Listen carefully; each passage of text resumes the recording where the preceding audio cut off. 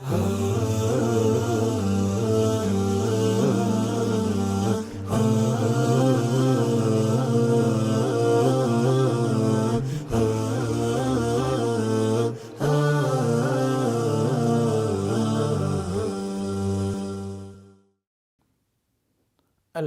لله رب العالمين والعاقبة المحمودة للمتقين ولا عدوان إلا على الظالمين والصلاة والسلام على المبعوث رحمة للعالمين أما بعد எனரும் இஸ்லாமிய சகோதரிகளே அல்லாஹ்வுடைய சாந்தியும் சமாதானமும் எங்கள் அனைவர் மீதும் உண்டாகட்டுமாக. அஸ்ஸலாமு அலைக்கும் வரஹ்மத்துல்லாஹி வபரகாத்துஹு. எனர்மை இஸ்லாமிய உறவுகளை, இந்த சந்தர்ப்பத்தில் உங்களோடு பாதுகாப்பாக அல்லாஹ்வுடைய பாதுகாப்பை பெற்று வாழ்வது எவ்வளோ சிறப்பான ஒரு விடயம் என்ற கருப்பொருளில் உங்களோடு ஒரு சில விடயங்களை பதிவு செய்யலாம் என நினைக்கிறேன். ஒரு மனிதனை பொறுத்தவரையில் அவனுக்கு அல்லாஹ் வழங்கியிருக்க மிகப்பெரிய ஒரு கொடை, ஒரு அருட்கொடை, ஒரு பரிசு, அந்த மனிதன் பாதுகாப்பாக வாழ்வது. அது ஒரு நிஅமத்தாக நபி ஸல்லல்லாஹு அலைஹி வஸல்லம் எங்களுக்கு சொல்லி தந்திருக்கிறார்கள். ஒரு மனிதன் தன்னுடைய சமுதாயத்தில், தான் தொழில் விஷயத்தில், தன்னுடைய வாழ்வாதாரத்தை தேடுகின்ற விடயத்தில், தன்னுடைய வணக்க வழிபாடுகளை நிறைவேற்றுகின்ற விடயத்தில், தன்னுடைய மான விடயத்தில், தன்னுடைய சொத்து விடயத்தில் தான் பாதுகாப்பாக இருப்பது என்பது ஒரு பெரிய ஒரு சந்தர்ப்பமாகவும் ஒரு பெரிய அருட்கொடையாகும். நபி ஸல்லல்லாஹு அலைஹி வஸல்லம் இதை எங்களுக்கு ஒரு ஹதீஸிலே குறிப்பிடும் பொழுது, மன் அஸ்பஹ மின்கும் ஆமினம் ஃபி சிர்பிஹி முஆஃபம் ஃபி ஜஸதிஹி இந்தஹு கூது யௌமிஹி கஅன்னமா ஹீஸத் லஹு துன்யா பிஹதாஃபிரிஹா. நபி ஸல்லல்லாஹு அலைஹி வஸல்லம் குறிப்பிடும் பொழுது, யாருக்கு அல்லாஹ் சுப்ஹானஹு வ தஆலா தன்னுடைய வீட்டிலே பாதுகாப்பாக இருக்கக்கூடிய ஒரு நிலையை வழங்கியிருக்கிறானோ, அது மட்டுமல்லாமல் ஆரோக்கியமான உடல் ஆரோக்கியத்தை அல்லாஹ் வழங்கியிருக்கிறானோ, ஒரு நாளைக்குரிய உணவை அல்லாஹ் தஆலா வழங்கியிருக்கிறானோ, அந்த மனிதன் இந்த உலகத்திலுடைய அனைத்து விடயத்தையும் கொடுக்கப்பட்ட ஒரு சிறந்த அருட்கொடை உள்ள ஒரு மனிதனாக ஆகிவிடுகிறான், இருக்கிறான் என்ற விடயத்தை நபி ஸல்லல்லாஹு அலைஹி வஸல்லம் எங்களுக்கு வழிகாட்டி இருக்கிறார்கள். வீட்டிலே பாதுகாப்பாக இருப்பது, உடல் ஆரோக்கியத்தோடு இருப்பது, தன்னுடைய வாழ்வாதாரத்தில் உணவு விடயத்தில் ஒரு வேளை அவனுக்கு ஒரு நாளுக்குடைய உணவு இருந்தால் அல்லாஹு தஆலா துன்யா பூரணமாக கொடுத்த ஒரு பாக்கியத்தை இந்த மனிதன் அடைகிறான். அதை நபி ஸல்லல்லாஹு அலைஹி வஸல்லம் எங்களுக்கு மேல் குறித்த பொன்மொழியில் எங்களுக்கு சொல்லி காட்டியிருக்கிறார்கள். ஒரு மனிதன் பாதுகாப்பாக இருப்பது, ஆரோக்கியமாக இருப்பது, தன்னுடைய உணவை பெற்றுக்கொள்வது என்பது மிகச்சிறந்த ஒரு விஷயமாகும். இதை நாங்கள் யார் அடைகிறோமோ அதை பெரிய ஒரு பாக்கியத்தை அடைந்த ஒரு மனிதராக நாங்கள் ஆகிவிடுவோம். அல்லாஹு தஆலா திருமறையிலே குறிப்பிடும் பொழுது, அவலம் யரவ் அன்னா ஜஅல்னா ஹரமன் ஆமினன் வயுத்தஹத்தஃபு الناس மின் ஹவ்லிஹிம் அஃபபில் பாத்திலி யுமினூன் வபிநிஅமத்தில்லாஹி யக்ஃபுரூன். அல்லாஹு தஆலா மக்காவாசிகளை பார்த்து சொல்கிறான், உங்களுக்கு நாங்கள் பாதுகாப்பான ஒரு புண்ணிய பூமியை, அபயமளிக்கப்பட்ட ஒரு பூமியை நாங்கள் தரவில்லையா? அதில் நீங்கள் பாதுகாப்பாக வாழ்ந்து கொண்டிருக்கிறீர்கள், அது மிகச்சிறந்த ஒரு விடயம் என்று அல்லாஹு தஆலா குறிப்பிட்டு, அந்த பாதுகாக்கப்பட்ட எல்லையை தாண்டி உள்ள மக்கள் மிக்கவுமே பாதுகாப்பு இல்லாமல் இருக்கிறார்கள், சூறையாடப்படுகிறார்கள். இவ்வாறு இருக்கின்ற பொழுது நீங்கள் ஹரம் பகுதியிலே எல்லைக்குள்ளே பாதுகாப்பாக இருப்பது பெரிய ஒரு நிஅமத் என்று அல்லாஹ் சுப்ஹானஹு தஆலா சொல்லி காட்டுகிறான். மக்காவாசிகளுக்கு, குறைஷிகளுக்கு நீங்கள் ஹரத்திலே பாதுகாப்பாக இருக்கிறீர்கள் என்று அல்லாஹு தஆலா அந்த அருட்கொடை அல்லாஹ் ஞாபகம் ஊட்டுகிறான்.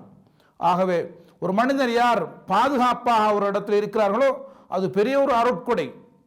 அல்லாஹ் சுப்ஹானஹு தஆலா திருமறையிலே அது குறித்து குறிப்பிடும் பொழுது, அல்லதீ அத்அமஹும் மின் ஜூஇ வ ஆமனஹும் மின் ஹௌஃப், அல்லாஹ் அவர்களுக்கு பசிக்கா வேண்டி உணவளித்தான், அவருடைய பயத்தில் இருந்தவர்களுக்கு பாதுகாப்பை வழங்கினான் என்று அல்லாஹு தஆலா சொல்லி காட்டுகிறான். யார் ஒரு மனிதன் தன்னுடைய பசி இல்லாமலும் பாதுகாப்போடு இருக்கிறானோ அவன் மிக சிறந்த ஒரு அருளை பெற்ற ஒரு மனிதனாக அல்லாஹ் சுப்ஹானஹு தஆலா சொல்லி காட்டுகிறான். பாதுகாப்பாக வாழ்வது என்பது மிக உன்னதமான ஒரு மனிதன் பெறக்கூடிய ஒரு அடைவு என்ற விடயத்தை அல்லாஹ் சுப்ஹானஹு தஆலா சொல்லி காட்டுகிறான். உண்மையிலே பொதுவாக நாங்கள் இப்பொழுது இந்த சவுதி அரேபியாவில் நாங்கள் வாழ்ந்து கொண்டிருக்கும் பொழுது அதில் நாங்கள் பூர்ண பாதுகாப்போடு நாங்கள் வாழ்ந்து கொண்டிருக்கிறோம் என்ற விடயத்தை நாங்கள் அங்கே உள்ள நிகழ்வு அடிப்படையில் நாங்கள் தெரிந்து கொள்ளக்கூடியதாக இருக்கிறது. அது மட்டுமல்லாமல் ஒரு மனிதன் ஏகத்துவத்தோடு வாழும் பொழுது அல்லாஹ் அவர்களுக்கு பாதுகாப்பை அளிப்பான். அல்லாஹ் சுப்ஹானஹு தஆலா திருமறையிலே இது பற்றி சொல்லும் பொழுது அல்லதீன ஆமனு வலம் எல்பிசு ஈமானஹும் பிதுல்மின் உலாயிக லஹுமுல் அம்னு வஹும் முஹ்ததூன். யார் இணை வைக்காமல் அல்லாஹ்வை ஈமான் கொண்டிருக்கிறார்களோ அல்லாஹ் சுப்ஹானஹு தஆலா அவர்களுக்கு பாதுகாப்பை வழங்குவான், அவர்கள் நேர்வழி அடைந்த மக்கள் என்று அல்லாஹு தஆலா சொல்லி காட்டுகிறான். ஆகவே ஏகத்துவம் நடைமுறைப்படுத்தப்படும் பொழுது அந்த பகுதியிலே பாதுகாப்பு இருக்கிற என்ற விடயத்தை எங்களுக்கு விளங்கக்கூடியதாக இருக்கிறது. அதை தொடர்ந்து நாங்கள் சூழலிலே பாதுகாப்பாக இருப்பது மட்டுமல்லாமல் எங்களுடைய சிந்தனைகளை பாதுகாப்பாக சீர் செய்வது எப்படி என்று நாங்கள் பார்ப்போம். உண்மையிலே எங்களுடைய சிந்தனைகளை நாங்கள் சீர் செய்வதற்காக வேண்டி பல காரணங்களை உலமாக்கள் எங்களுக்கு வழிகாட்டுகிறார்கள். ஒரு மனிதன் தன்னுடைய சிந்தனை மார்க்கத்தின் அடிப்படையில் அல் குர்ஆன் அல் சுன்னா அடிப்படையில் பயணிக்கும் பொழுது அவனுடைய சிந்தனை சீர்பெறும். அந்த அடிப்படையில் நபி ஸல்லல்லாஹு அலைஹி வஸல்லம் உடைய வழிகாட்டல் அடிப்படையில் நாங்கள் பயணித்தால் எங்களுடைய சிந்தனை பாதுகாப்பாகவும் சீராக இருக்கும். இன்னொரு விடயம் என்னவென்று சொன்னால், இஸ்லாமிய ஆட்சியாளர்களுக்கு நாங்கள் கட்டுப்பட்டு வாழும் பொழுதும் எங்களுடைய சிந்தனை சீர்பெறும். இந்த இரண்டு விடயங்களுமே மிகவும் முக்கியமான ஒரு விடயம். எங்களுடைய சிந்தனைகளை சீர் செய்வதற்காக வேண்டி பாதுகாப்பதற்காக வேண்டி குர்ஆன் சுன்னா அடிப்படையில் நாங்கள் பயணிக்க வேண்டும். இஸ்லாமிய ஆட்சியில் இருக்கும் பொழுது இஸ்லாமிய ஆட்சியாளருடைய கட்டளைகளுக்கு நாங்கள் உடன்பட்டு அடிபணிந்து நடக்கும் பொழுது எங்களுடைய சிந்தனை பாதுகாப்பாக இருக்கும், சீராக இருக்கும். இன்னொரு காரணமாக, அதாவது எங்களுடைய சிந்தனை சீர்பெற வேண்டும் சொன்னால் நல்ல சிந்தனை உள்ள நல்ல தோழரோடு நாங்கள் சேர்ந்து வாழ வேண்டும் என்ற விடயத்தையும் எங்களுக்கு ஒரு காரணியாக நாங்கள் எடுத்துக்கொள்ளலாம். பொதுவாக எங்களுடைய சிந்தனை சீர்பெறும் என்று சொன்னால் நல்ல உறவுகளோடு நல்ல தோழரோடு நாங்கள் சேர்ந்து வாழ வேண்டும். நபி ஸல்லல்லாஹு அலைஹி வஸல்லம் குறிப்பிடும் பொழுது இன்னமா மஸலு ஜலீஸி ஸாலிஹ் வ ஜலீஸி ஸூஇ கஹாமிலில் மிஸ்கி வ நாஃபில் கீர்.